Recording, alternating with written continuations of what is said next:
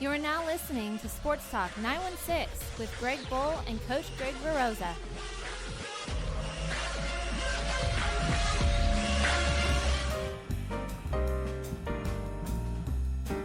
If you'd like to participate in this show and listen live, there's a number of ways to do it. You can go to the Mixlr app, or you can follow us on Facebook Live every Sunday.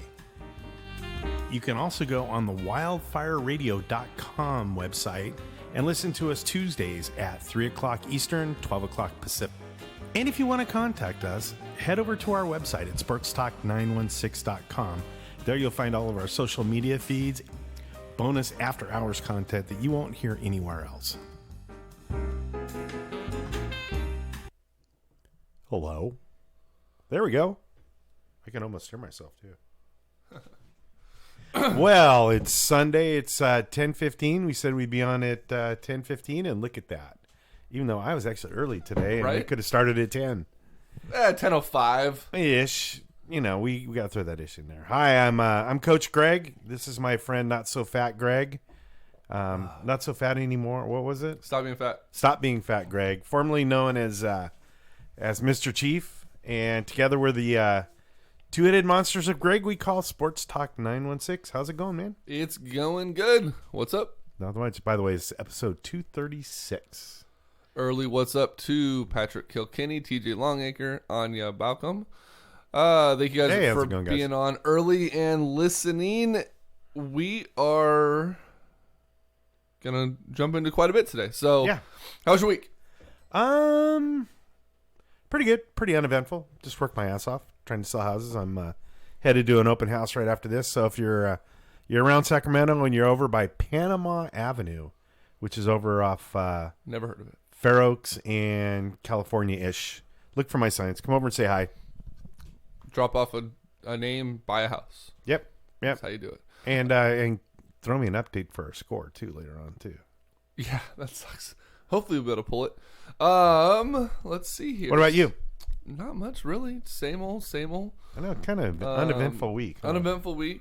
Lots of working and gymming and dealing with some medical issues for the wifey and yeah.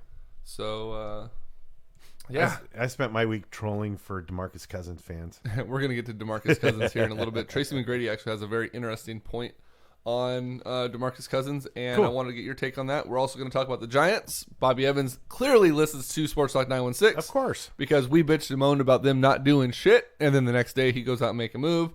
Evan Longoria had his press conference. He chose his number. TJ, he's not wearing number 22.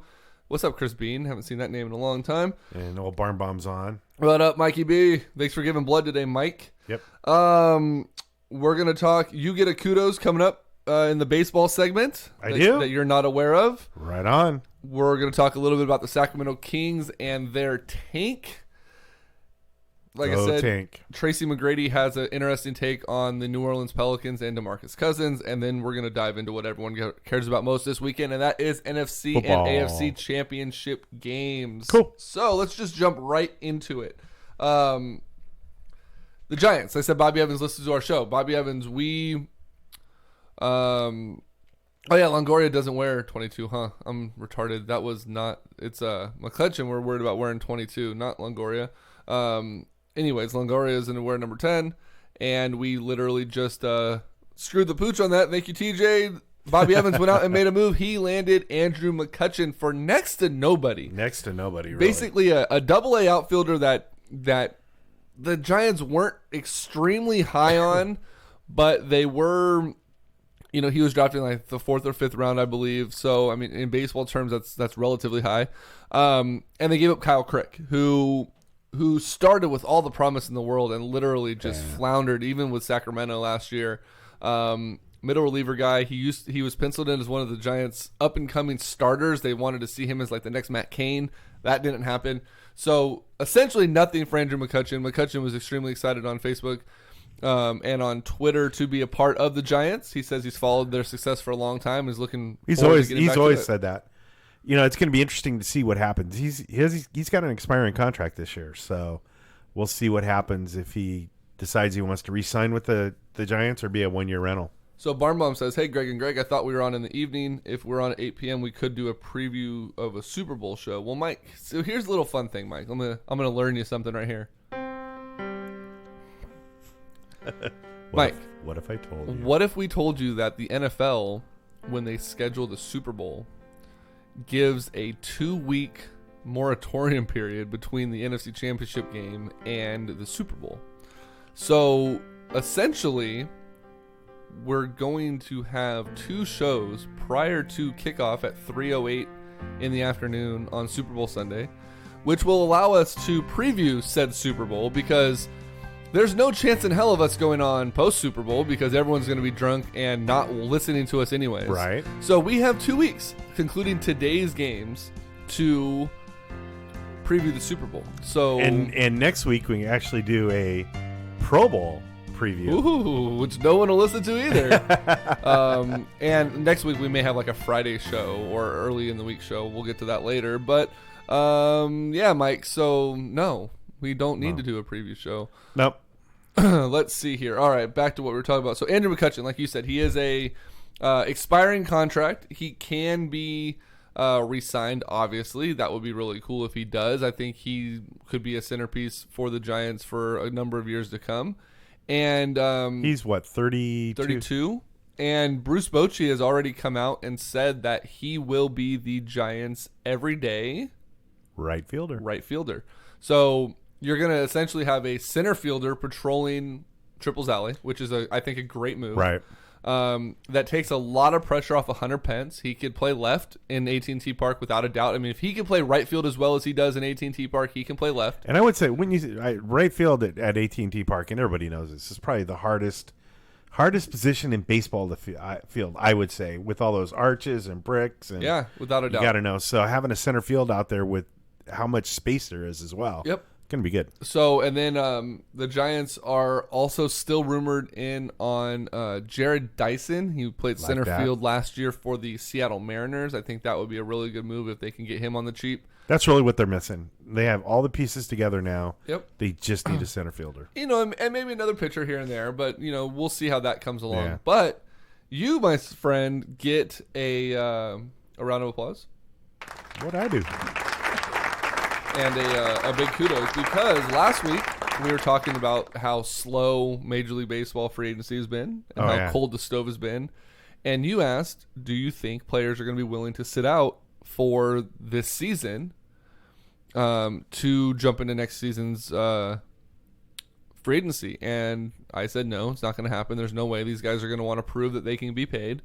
And a story came out midweek that a couple of, they didn't say top free agents, but they said top tier free agents. So to me, that's level B, B plus free agents have said that they'd be willing to sit out the first half, if not the entire 2018 season, to basically let baseball find its nuts again, to let them sign people, because right now they're not signing anybody. The markets are cold, and it may cost them money on the long run if they get hurt this year, or if they settle and go somewhere that just, they have a bad year. So kudos to you. Thanks, man. You predicted that one. Yeah, I just think that baseball just seems confused right now for some reason. They definitely do. Management I don't know if they just have no idea where financially they are, or where they want to go, or if they want to tighten strings up or what, but there just has been nothing going on. And I can just see somebody, like I said last week, going, I'll sit it out. Well, I think a lot of it has to do with just how weird this offseason was. You have a new ownership group come into Miami, which in Major League Baseball, that doesn't happen. In professional sports, that doesn't happen as much as, as you might think it does, right? Once you own a team, you just own a team. You're not generally one that's going to start just selling off the moneymaker that you have. And a lot of these guys don't even do it as a moneymaker. They just do it tax write-off. As a tax write-off, or just for fun. Well, so Derek Jeter comes in and, puts a spin on something that hasn't been seen in Major League Baseball, I want to say ever. I don't think there's ever been a former player come in as a majority owner in Major League Baseball I know Magic Johnson is the majority owner of the Dodgers, but he wasn't a Major League Baseball player. He's not the majority owner of the Dodgers. He's the face. He's the face of it. But I mean, even with that though, I don't think that there is a majority ownership led by a former professional baseball player in Major League Baseball. Not that I can think of. That puts a twist on things. And then on top of that, Derek Jeter basically fires everybody.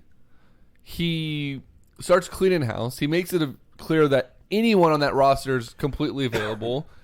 And all of a sudden now Major League Baseball, all the other GMs and owners, they see Giancarlo Stanton available. And I think that literally threw such a curveball, no pun intended, into the plans for this offseason that it broke the system. I mean, look at all these teams that were in on Giancarlo Stanton. Every one of those guys could have been throwing money at JD Martinez. They could have been throwing money at Jake Arrieta, at Yu Darvish. I mean, the Asian dude that came out that went to the Angels. A lot of things that normally would have happened during winter meetings didn't, because everyone was put on hold for the Stanton deal to happen. And I think it just it broke the juju of Major League Baseball. Because the hot stove league in the beginning with Stanton and with a couple other players was super busy, super hot. But I think I agree with you. Everybody threw all their marbles into Stanton, and they had to step back and reassess things, and it's taken them a long time. And the other thing I can see, and I mentioned this again last week, is camps open up in less than 3 weeks. Yeah.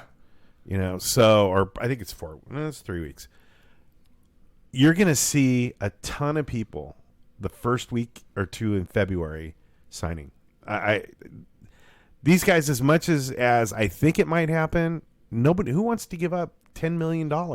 Yeah. And sit around and do nothing. I mean, these guys can afford it. Yeah. But who wants to do it? So I think you're gonna see a bunch of people signing that first couple of weeks, including somebody like JD Martinez, who agreed. I think he's by far gone from the Giants' plans. Oh, without a doubt. Once they got McCutchen, that pretty much shut the door on Lorenzo Cain. That shut the door on JD Martinez. Unless Bobby Evans gets a call from Larry Baer and was like, you know what, get him. Let's just go. Put him in right field. Put McCutchen back in center. Let's make a run. Yeah, for this I don't see Martinez. Which I don't see that happening. So, there's that. And then, like I said, just to further add to that curveball, you add in the Marlins continue to sell off. They they move, what's his name, the other outfielder, Ozuna or whatever his name is. And then they get Sterling Castro from the Yankees in the deal, and then he's available if the right deal comes in. And there's just all this stuff going on. The Pirates pretty much are shopping everybody around. Gave Cole to Houston for nearly nothing. They give the Giants McCutchen for nearly nothing. They blow up ship. Their young up-and-coming utility infielder, their best infielder, really their best player left on their team now, basically comes out publicly last week and says, if you're going to trade the face of the franchise and you're not going to compete this year, then you better trade me too, because I don't want to be a part of this if this is going to be the plan. So baseball is just in a weird flux right now, and I think it's hurting everybody else. And to go one step further, as to show how bad baseball is right now. Did you hear about the shot or the pitch clock thing? We're going to talk about that later. No, we can talk about it now. So Rod Manfred comes out, the commissioner of baseball, and says, we want to institute a 20-second pitch clock. We're going to talk to the union and try to get it worked out. Here, I'll play the role of no, Oscar, you have not missed Kingstock yet. I'll play the role of players union. No, we don't want that. We voted against it. We think the pitch clock's going to be a bad idea. It's implemented in AAA and AA levels right now, and it doesn't speed up the game, and we don't want it. Okay, so I'll play the part of Rod Manfred. Tough shit. We're going to do it anyway. Exactly. What the fuck is the point of having a players union that gets negotiations that gets to vote on things if you're just going to be like, well, I appreciate. Thanks for your opinion. It's like a parent with a kid. Right. What do you want for dinner? Or we're going to Texas Roadhouse for dinner. I had that last night. That's why it's on my mind. Okay. Texas Roadhouse for dinner. No, I don't like their food. I want to go to Buffalo Wild Wings. Well, I appreciate that, but fuck you. We're going where we say, because we're the adult and you're the kid. Right. Yeah, it's ridiculous. So, it's like, what's the point? I don't know. So baseball is going to implement the speed of play rule changes. So what I heard was the average pitch in Major League Baseball was 22 seconds last year. So they're going to cut it off by 2 seconds per pitch? Yeah. So, but if you figure 100 pitches, that's 200 seconds. That's about 3 minutes a game. Yeah. Unless it's a Yankees-Boston game, then that's going to change it by it's still going to be 65 extra minutes long. So they're looking at they're going to get in this big argument over about 2 minutes a game, which over the course of a season, okay, that you can make stats look any way you want, but 2 minutes a game isn't going to change anything. So let's give a little insight to this pitch clock. So Greg and I are lucky enough to frequent the press box at Wrigley Field. Yeah. And AAA level was the first that implemented this pitch clock. Right. Let's just start from the top. In the press box, the clock operator hates it because they literally have to watch, and it's timed to the point where the second the catcher releases the ball and it hits the glove of the pitcher, they have to start the clock. Right. And then the second the pitcher starts their motion, they stop the clock. Well, here's the deal. It's this big fucking yellow clock that's visible to the entire stadium. It's in the pitcher's peripheral behind home plate to the left or the right, depending on what side the batter is. Right.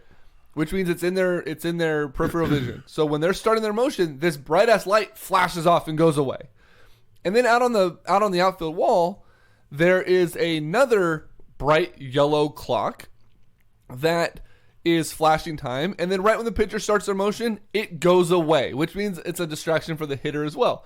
There's a whole lot of moving parts to this. Right. It needs to be something, if they're going to do this, it needs to be something that's internal, that the umpire has something in their ear or whatever, where if they exceed the 20 seconds, there's a little ding or something in their ear that's separate from everything else that they can wave off the pitch. Right. There shouldn't be batter's eye distractions. There shouldn't be a time operator that's upstairs, having to be like a hawk on everything that's going on.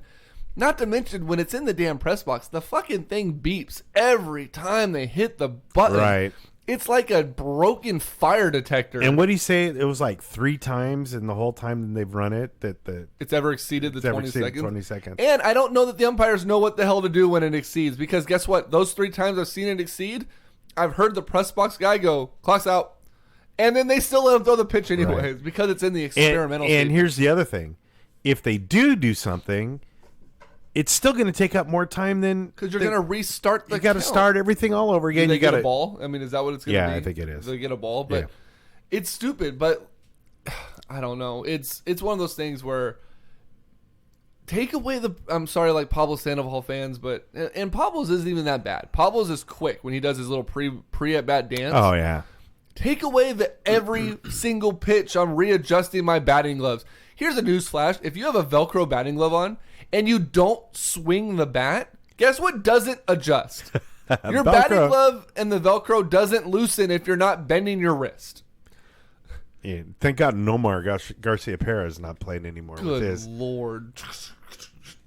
Yeah. It's like he's giving himself signs. Anyway, so there was a guy back in the 70s and 80s, Mike Hargrove, used to be the manager of the Cleveland Indians. The world's greatest nickname for any sport ever. The human rain delay. Because awesome. He would step out every single time and go through this whole long... I think we talked about this one time when we talked about nicknames in sports back in the day. Yeah. And he would step out and do everything. I mean, readjust his gloves, readjust his cup, readjust his jock strap, everything. And then he'd step back in. And so, yeah, the human rain delay would not go over real well. I don't know. I mean, I know we need to move on, but I'm not sure I really could care less about the pace of baseball. Me neither. That's the whole thing is baseball is If you're committed to watching a baseball game, you've already wasted your entire evening anyways. Who cares? It's no big deal. I mean, and to save 5 minutes... I mean, that's 5 more minutes I get to sit on the shitter, I guess. Right, and I get another hot dog. All right, cool. NBA, this is what some people here want to talk about. Oscar in particular. Sacramento Kings, tanking. I wish I had a tank noise. I don't, but tanking. Jaeger comes out after one of the losses earlier last week and basically said, all right, guys, we're playing the youngsters. They're going to get their minutes. They're going to get their blow. We're going to go. And a lot of Kings fans were up, a lot of Kings season ticket holders, because, I mean, fans were up in arms, but I don't really care about them because they're entitled to their opinion. But season ticket holders have skin in the game. Right. And there was a lot of posts on social media about, are the Kings going to give season ticket holders a discount now because they're basically not going to do anything to try to win. And obviously the answer to that is no. But as a former season ticket holder now, and soon to be former season ticket holder, when the Kings announce that they're going to go with the youth movement and Carter and Hill and Randolph and these guys aren't going to get the same type of minutes, how does that impact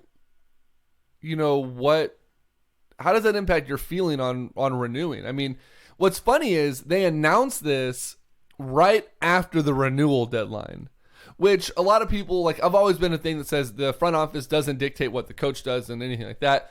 But when they literally announced this youth movement the day after you had to make your decision if you're going to renew your season tickets or not. Right. To me, that screams collusion. Yeah, it is. I mean, it is. And no, Mike, we're not. I decided not to renew my tickets a couple of weeks ago, and it was more of a business decision for me. But I don't know. I kind of expected this at some point this year. At some point, they're just going to have to let the rookies play and get some experience. You don't go from being bad, dumping most of your roster, having a roster made up 2/3 of guys under 3 years in the league, and expect them to be championship caliber or even playoff contenders. Agreed. It just doesn't happen. So I knew that at some point they're going to have to get George Hill out of there. I mean, he's not doing anything. George Hill comes up on our list next. Yep. He's not going to be around very much longer. He's not in the long-term plans. And if we're going to suck, let's suck for a purpose. And let's get those guys some playing time. Let them learn how to play together. Let the coach learn how to put together a... Mike, shut up. Hold on. We haven't done this in a long time. Damn it, Barn Bomb. What now? It screams collusion? Was there any Russian collusion involved in this? Hi, this is Mike Barnbaum. No, Mike. Shut up. I don't know what to say in this. Anyways, like you were saying, it's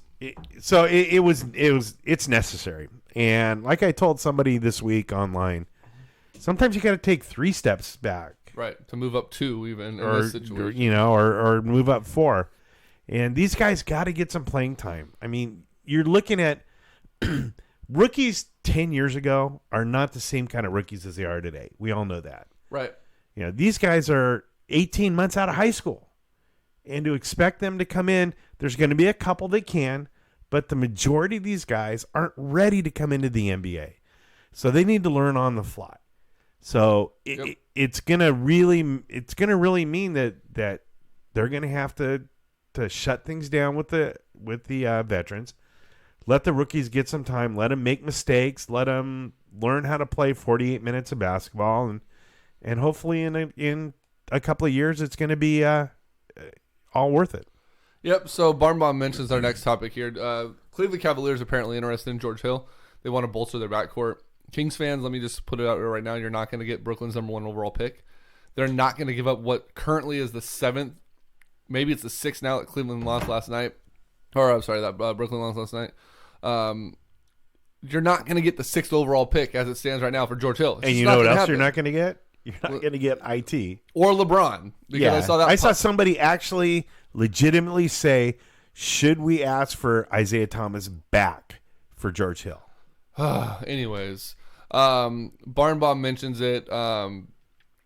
Mike, it is Thursday the 8th is the deadline. Yes, February 8th. George Hill to Cleveland, or George Hill to Cleveland. Rodney Hood from Utah to Sacramento in a three-team deal. I've seen someone on the trade machine, the glorious trade machine, popped up with Iman Shumpert and Charlie Fry, 2 expiring deals for George Hill, which I wouldn't be too upset about that because it sheds a lot of contract. I like that. But it's to be seen.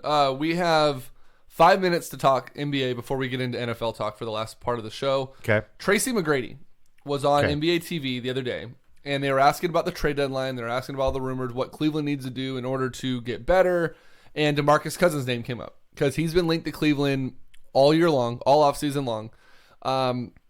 And there's been a lot of talks about Brooklyn's pick going to New Orleans for DeMarcus to send him to I can see that to happening. Cleveland. Now, here's the deal, though.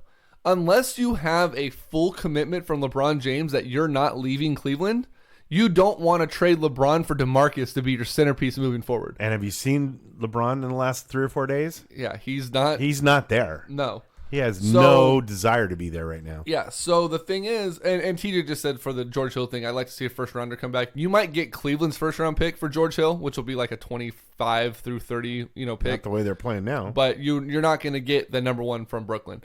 But anyway, so I would never, if I'm Dan Gilbert or whoever their general manager is, I'm not taking a flyer on DeMarcus Cousins, being potentially stuck with him as my building point for my team, because you already lost Kyrie, and if you lose LeBron. I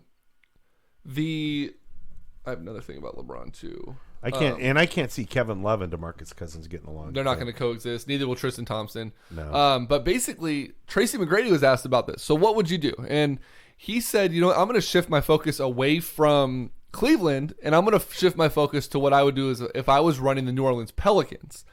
And McGrady says what he would do is get a long-term commitment from DeMarcus Cousins to stay in New Orleans and trade Anthony Davis. Wow. Now, the reason for that is it's not a knock on Anthony Davis. He says you already have the best bigs in the league.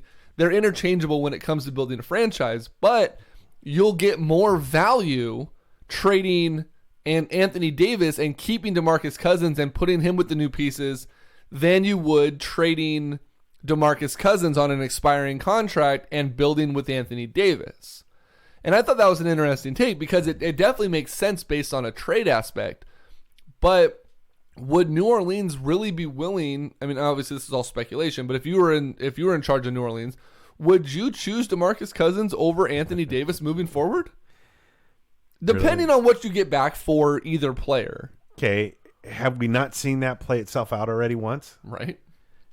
Let's start over. Let's build. We're going to use DeMarcus as our centerpiece, and we're going to build around him. Now, granted, the guys drafting those guys around him were complete fucking morons. Right. So maybe if somebody drafted a little better and had somebody around him. Right. The problem is DeMarcus can't be the centerpiece. Yeah, so quick answer to that is no, Nope. right? Okay. Last thing, real quick. The Lakers are pissed off at Lonzo Ball because Lonzo Ball won't stand up to Daddy Ball. He won't tell him to shut up. He won't tell him to stop running his mouth. Basically, he's letting him do whatever the hell he wants around the Lakers franchise. This story came out, and I thought, big deal. You knew what you're getting when you drafted him. But then a follow-up story came out to this, and it makes a lot more sense. I think I know where you're going to. A report came out that LeBron James refuses to even consider signing with the Lakers if LeVar Ball is allowed around the franchise. So now the Lakers are in a situation where you potentially could land the best player in the league, but because you didn't tighten the reins on idiot LeVar Ball, now you may lose the best player in the league who would be willing to come here willy-nilly from Cleveland and start a franchise rebuild around Lonzo and all those young pieces. Because let's face it, they're not playing well, but the Lakers have a very desirable lineup. Absolutely. But LeVar Ball may be throwing in a wrench and preventing someone like LeBron from coming to play in LA. If there's even a minuscule amount of truth to that, like 10% truth to that, I am putting the lock and key down on LeVar Ball. You're not allowed around here. You can't talk to the media. If you do, we're finding Lonzo. Yep. Like, you put him under the most scrutiny you possibly can to shut him the hell up. 2 words. Restraining order. Right. You can't even say the word Lakers. Like, how pissed would you... Like, let's say the Kings drafted Lonzo, right? And LeVar's running his mouth here in Sacramento, and LeBron's like, you know what? I want to play with Lonzo. I would have came to Sacramento next year. Let's say he signs with... Let's say LeBron was going to come here, and let's say he signed with the Phoenix Suns. right? Just on a whim. Yeah. And in an interview, they go, so why'd you choose Phoenix?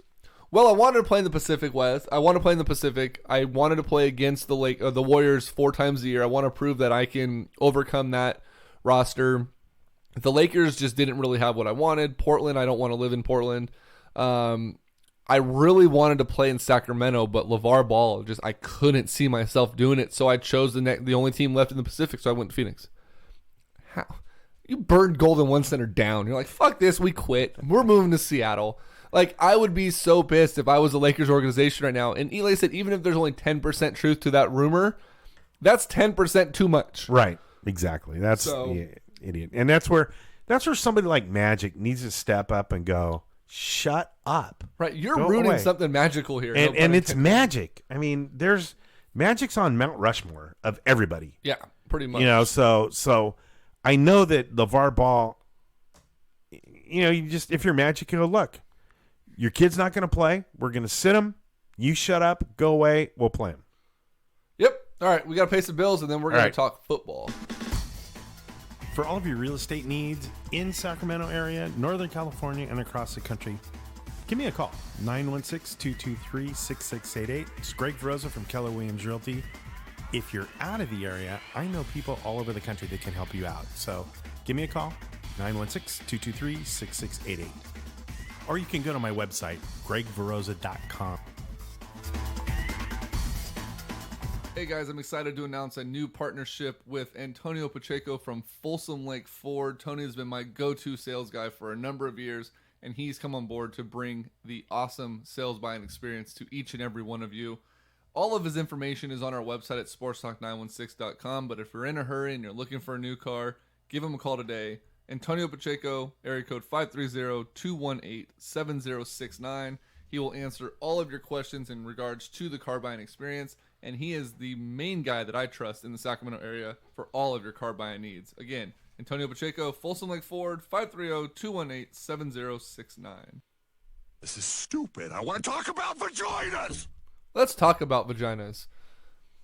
And in those, hey, look at that perfect timing. We say vaginas and Sean Selby pops up. No, we're going to talk football.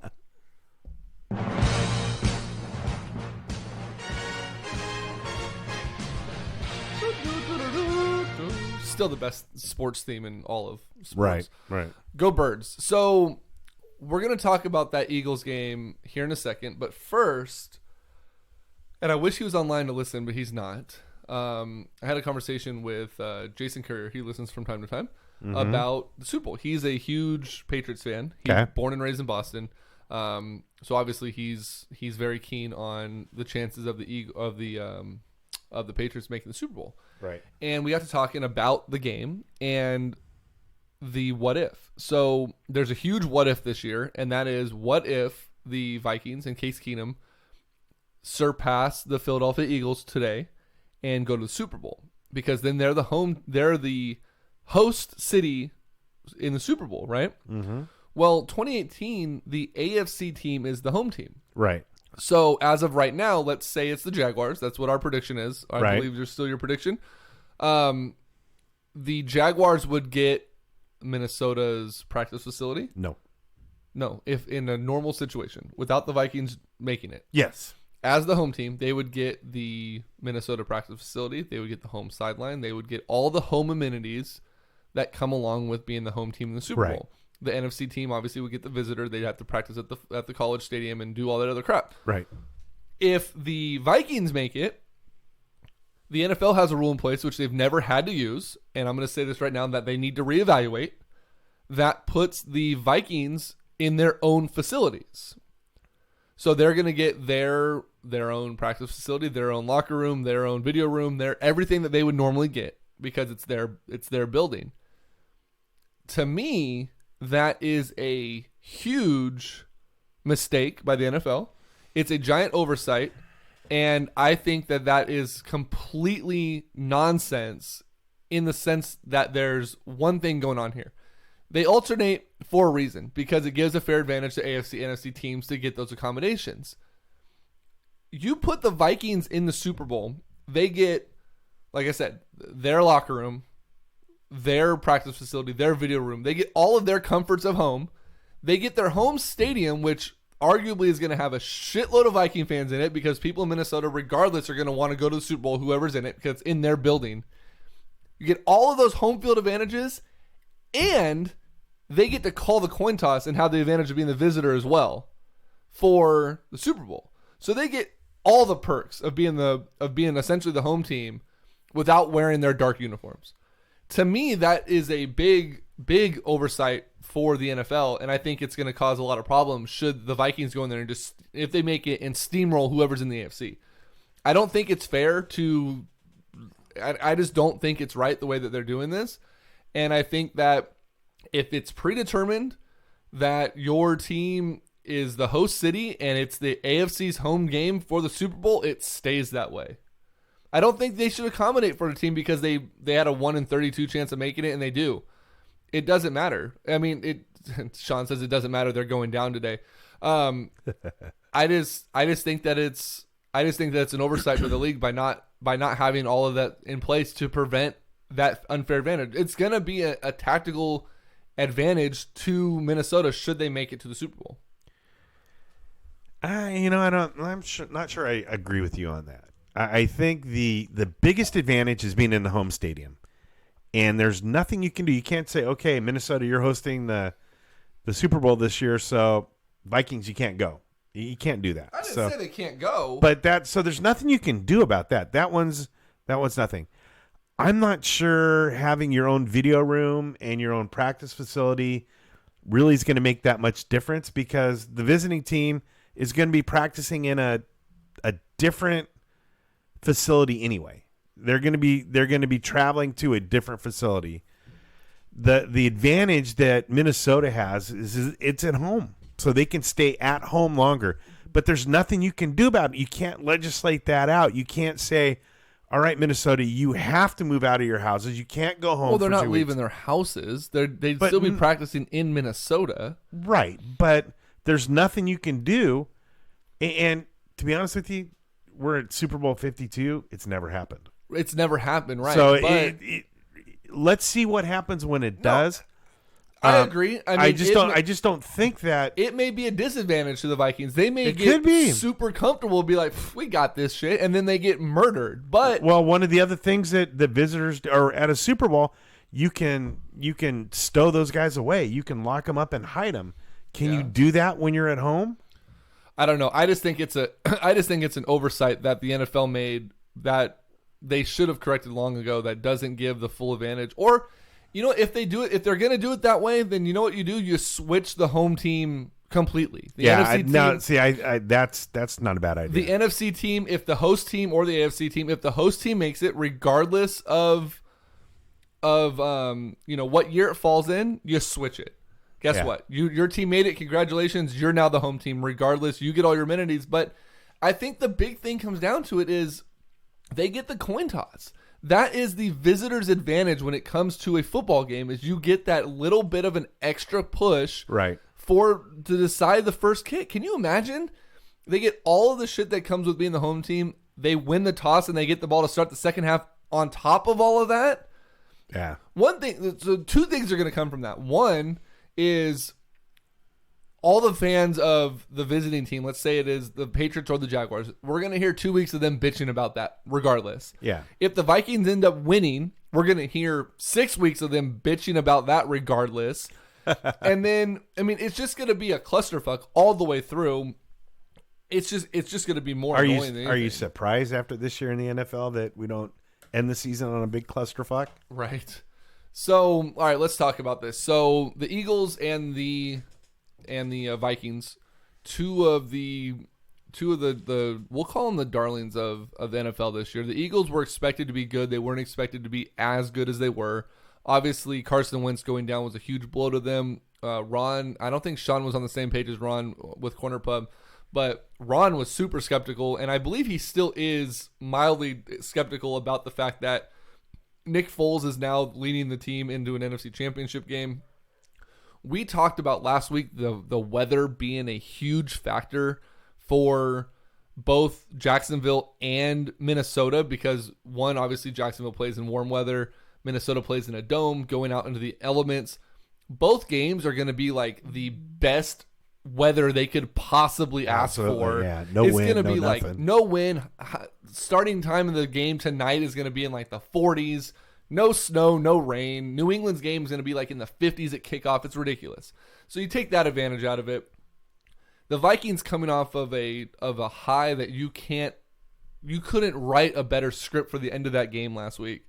People are trashing the rookie safety for New Orleans about the way he made that play. When it comes down to brass tacks, he made the right decision. He went low, hoping that Diggs would overcompensate for the hit. It didn't pan out, and Diggs scored on that touchdown.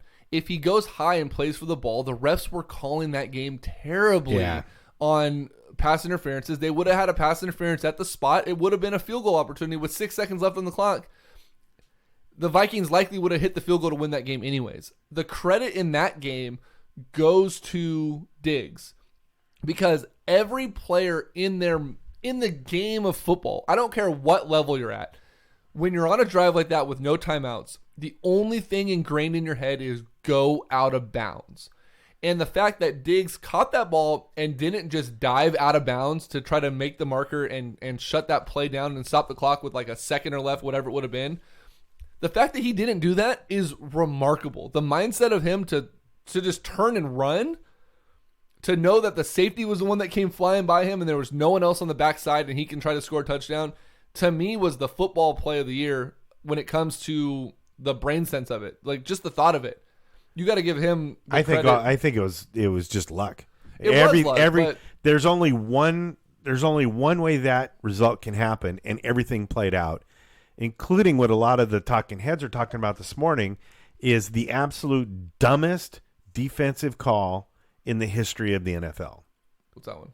Well, no, just the play call. Not being in prevent with like a guy on the 1 yard line just hanging out. Yeah, so I mean, they had everybody on the sideline. Mm-hmm. Everybody was on the sidelines because they wanted to prevent him from getting out of bounds. So once the safety made that dive, there was nobody there to stop him. But like I said, though, Diggs, you could probably play a play like that 9 times out of 10, and every receiver, the second they hit down on the ground, they're diving to their right and they're trying to get out of bounds. Right. The fact that he pivoted and just kept going. Well, I heard him last week say he didn't really remember everything that was going on, but he remembers turning around and going, "There's nobody there." Right, exactly. There's nobody there. I can make it. Which means subconsciously he had the wherewithal in his mind, whether he realized it or not. Something in his brain went, "That was a safety that just flew by me. You're clear, run," because it overpowered the dive out of bounds, which I think was great. Today's game, I honestly think you take the quarterbacks out of it. Yeah. I really think that the X factor in today's game is Jay Ajayi. He's got to run the ball well. He's got to be someone that keeps Minnesota's defense honest. You can't just you cannot let Minnesota's defense get comfortable to the point where they're in a mindset that says Nick Foles has to beat us. You have to keep them honest and respecting the run game. Otherwise, I think it's going to be a really long day for the Eagles offense. They're not going to do much. And then Case Keenum, he's going to be, if the Eagles can get pressure on Keenum and hit him, his ratings go through the floor when he's rushed. Yeah, right. It's like me at quarterback when he's being rushed. He can't complete a pass to save his life. Right. And he's coming off the best throw of his damn career, probably the best throw of his life. The end result aside, the fact that he threaded the needle on that ball to Diggs the way he did over the top of a defender and in between the other, that literally, if he never plays another down in football in his life, he can hang his hat on that throw. So do you think that throw gives him confidence, or is there a hangover? And that's what TJ just asked. Yeah, could the high of that Diggs touchdown give the Eagles an advantage? No, I think honestly at this point, we talked about it, and we'll talk about it real quick here with the New England and the AFC game too. Case Keenum's got a huge chip on his shoulder. He wants to prove that him being a journeyman is a fluke. And I think Nick Foles has that same chip. I think so too. Because, let me pull up Corner Pub's page real quick, because they posted something very interesting about that, which I think is crazy. I could give my take if you want to have me on. I don't know if our audio is going to work. We'll try, Sean. Hold on. And, well, Foles does have a chip on his shoulder He too. does talk, You yeah. know, he had a big contract. He had a couple of good games back in the day. Here it is. Signed a big contract and basically flamed out and came back to Philadelphia. Yep. So here it is. So Rams trade Sam Bradford to the Eagles for Nick Foles. No, I saw this. Yeah. Foles loses his job with the Rams to Case Keenum. Eagles draft Carson Wentz. Eagles trade Bradford to the Vikings. Bradford gets hurt, replaced by Keenum. Wentz gets hurt, replaced by Foles. Keenum and Foles meet in the Super Bowl with Super Bowl berth on the line. Like, talk about chain of events. That's fucking crazy. Let me see if I can get this to work here, and we'll see if we can get Sean from Corner Pub Sports and from Philly on with us here. Sean, shouldn't you be drinking right now? You guys got about 5 hours before the game time starts. You want guys? to put a bet on it that Sean's already drinking? Yeah, probably. Let's be honest. Sean, are you already drinking? He's been drinking. He didn't sleep last night, according to his Facebook page. Let me get Sean on real quick. It sounds like it may work. So not starting drinking, but continuing drinking from last night. Nope, it's gonna buzz. Hold on. Let's try this differently. Don't do that. Stop. There we go. I don't know if you can hear us. I don't know if it's even on. Why is it clicking so much? Sean, are you on there? Sean. Can you hear me now? Start over. Hold on. Try this again. You can just hold this. Yeah, that sounds like shit, though. Yeah, well. There we go. Yo, What's Dude, up? What's up, Sean? Sean Selby. Hey, Selby what's going from Corner Pub Sports. Eagles fan wants to give his take on what's going on today. So you said in the chat box that that's the key to the game. Are you talking about Jay Ajayi? Case Keenum, getting the pressure on Keenum. Gotcha. So I mean that's clear cut and dry. I mean, like you said, his rating goes through the floor when he's flush out of the pocket, when he has to make throws he doesn't want to make. That's what it comes down to. This defensive line of the Eagles is pretty damn good, and if they can get to him, and they can make him throw some errant throws, which he was doing last week against the Saints, I think the Eagles can can capitalize on that and make sure that they pay for it. So if they don't get any pressure on Keenum, I think game over, honestly, because there's the odds are stacked against the Eagles right now as far as just their defense is. The Vikings defense is just phenomenal. You don't want to put them in any good spots. You don't want to give them any points. So if the Eagles can do that, make the time possession battle on their end and field possession or field at position on their end, and then I think they have a good shot to win this game. Let me ask you this then. So how do you feel? Let's say both defenses are okay. Let's say both running games are terrible, and it comes down to Case Keenum versus Nick Foles. How that's confident are you that Nick Foles can? Now let me back that up. If it was Wentz, I don't care how good the Vikings defense plays. Wentz is going to run through him because it's almost like divine intervention at this point. But it's not, and you have Nick Foles. And what do you think? Let me ask this: on a scale of 1 to 10, how confident are you that if it comes down to a quarterback battle, Nick Foles can lead the Eagles through Minnesota? Yeah, then that's a different conversation, because if that's what we're coming down to, I'm probably at a 4 or 5. And that's like a Colin Kaepernick rating. Yeah, I mean because that means that if it comes down to those guys, solely on those guys on their arms, I got to give the edge to Keenum only because his weapons are. I mean, the Eagles have decent wide receivers too, but you guys have Torrey Smith.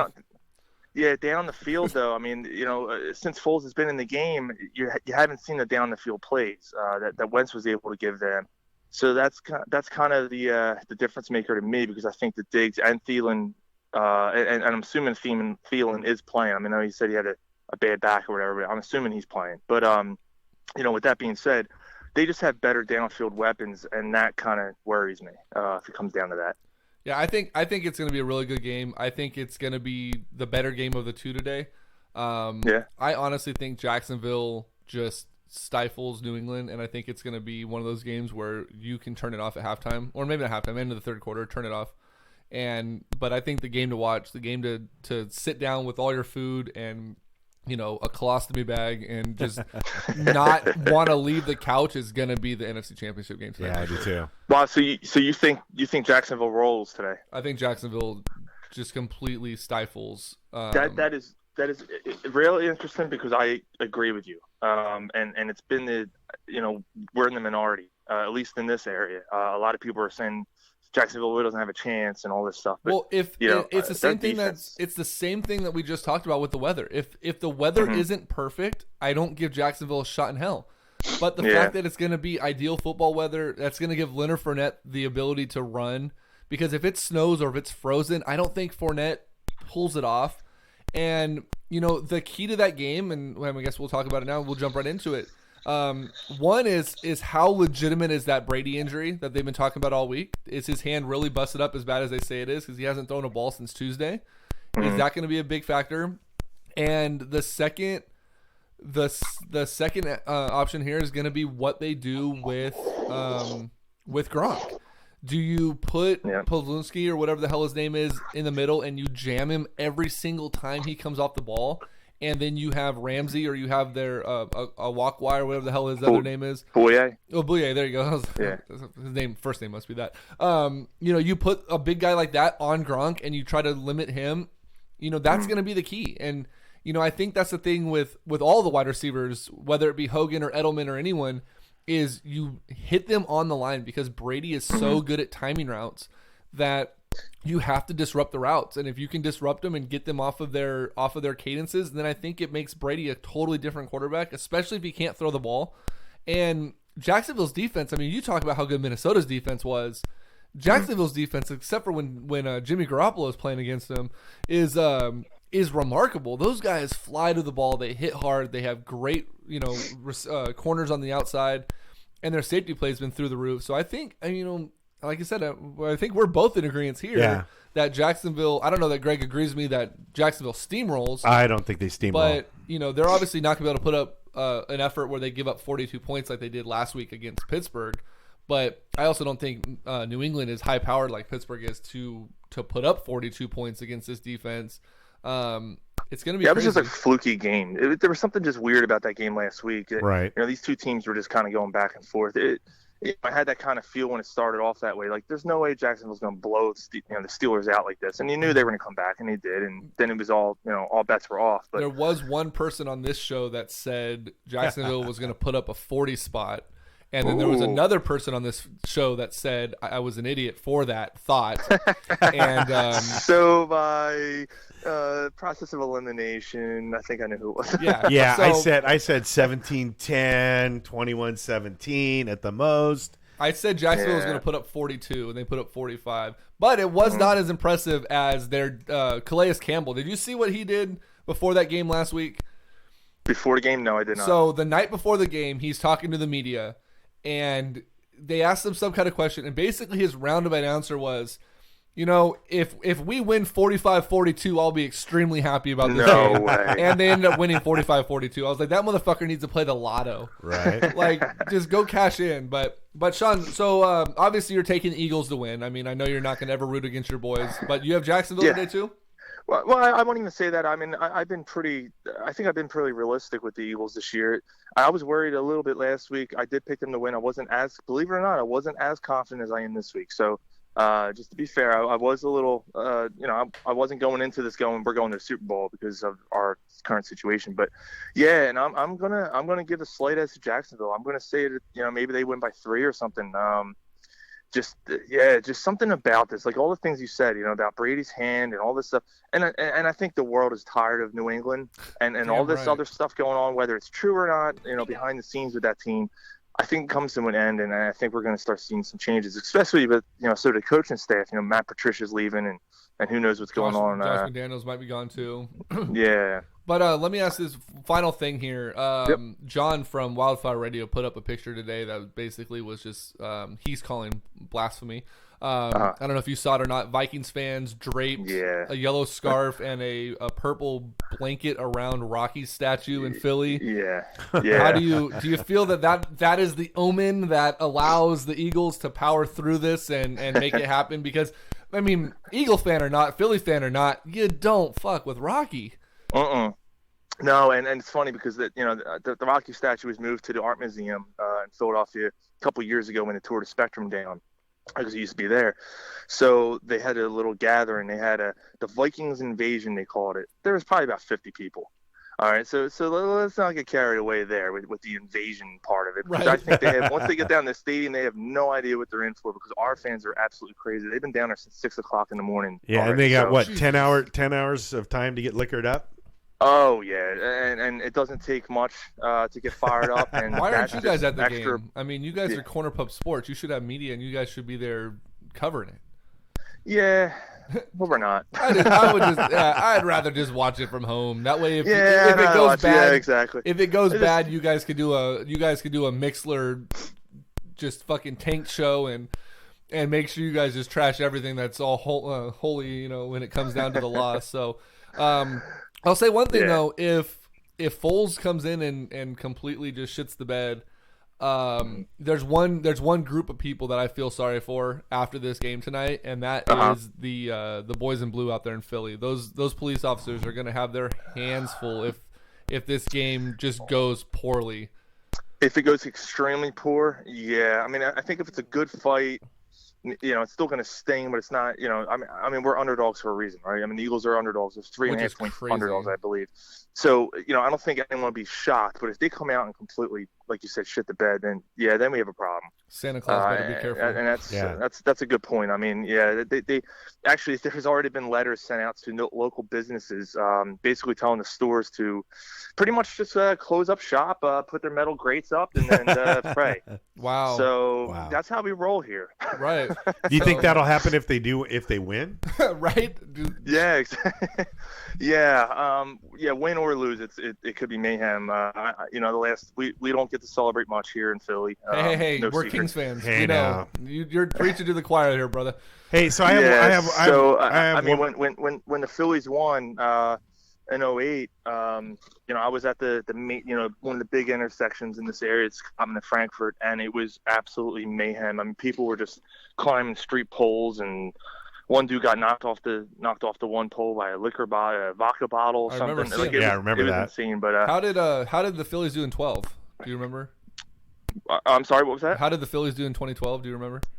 Oh yeah. I remember. Yeah, see, we don't know. That was the official end of the Phillies. That was. Era. You're welcome. Yeah. Greg has one more question. Well, for you I have a couple things. So one, Ryan Howard busting his Achilles. That was pretty much the end of our era. So. Yeah. Hey, we don't know what Sacramento's going to do when they win a championship because we haven't even been close to it. So I have one question: if the Eagles win today, are you guys going to do your show in underdog masks next week? I that whole thing's it's fun, but I'm not jumping on that train. It's. Oh, come on! Oh yeah, you're right. Sorry, I just got corrected. The Phillies thing was 2010, not 12. Oh, it's 10. Yeah, 2010. That's right. Yeah, 2012 they lost to St. Louis, I believe. And then we took out St. Louis for you guys, so you're welcome.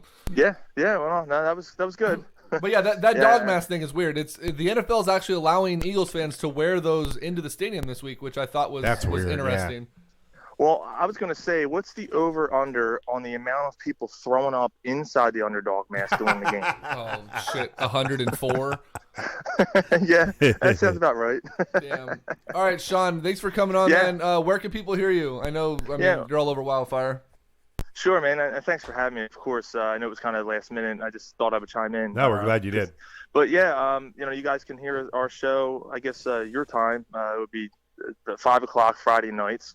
It's 8 o'clock Eastern, and it's on Wildfire Radio, of course, iTunes, Stitcher, TuneIn, all that stuff. Sweet. So that's Sean from Corner Pub Sports. Ron just joined in too. He said we're dicks because we have the Giants. But yeah, we don't have anyone local to our town. So Sean, I appreciate it, man. It's always a pleasure to speak with you. Good luck today. Can I give you a chant? E-A-G-L-E-S, Eagles! There you go. We don't even have chants for our teams because they suck so bad. All right, buddy. We'll talk soon. All right. See you, brother. Thanks, all right, man. thank you. All right. All right, for Sean Shelby from Corner Post Sports, for Greg Veroza, I'm Greg Bull. We're out. Night, Larry. Facebook Live.